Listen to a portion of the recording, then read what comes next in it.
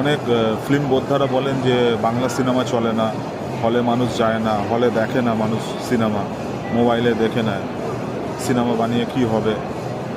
তো পুষ্পা টু যেটা রয়েছে সেটা 290 কোটি টাকা প্রথম দিনে কালেকশন করলো। হ্যাঁ, পুষ্পা টু প্রথম দিনে কালেকশন করলো 290 কোটি টাকা। তাহলে কি কেউ দেখলো না? ঠিকঠাক বানাতে পারলে কিন্তু মানুষ দেখবে। এবং পুষ্পা টু কিন্তু বাংলাতেও রিলিজ করেছে, মানে বাংলা ভাষাতে রিলিজ করেছে, ঠিক আছে।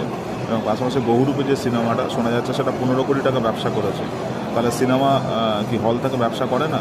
ঠিকঠাক বানাতে পারলে, ঠিকঠাক সাবজেক্টের উপরে ঠিকঠাক যদি ছবিটা বানানো যায়, যত্ন করে যদি বানানো যায়, তাহলে কিন্তু সিনেমা দেখবে মানুষ, হলে যাবে, হল থেকেও কিন্তু রোজগার হবে। তো যারা বলেন যে হল থেকে রোজগার হয় না, বহুরূপী যেটা রয়েছে সেটা হচ্ছে তার অন্যতম উদাহরণ যে হল থেকে রোজগার হয়। আর পুষ্পা টু তো বাংলাতে রিলিজ করেছে, মানে বাংলা ভাষাতে রিলিজ করেছে। সারা পৃথিবী জুড়ে প্রথম দিনে তার রোজগার হচ্ছে 290 কোটি টাকা। কী বুঝলেন?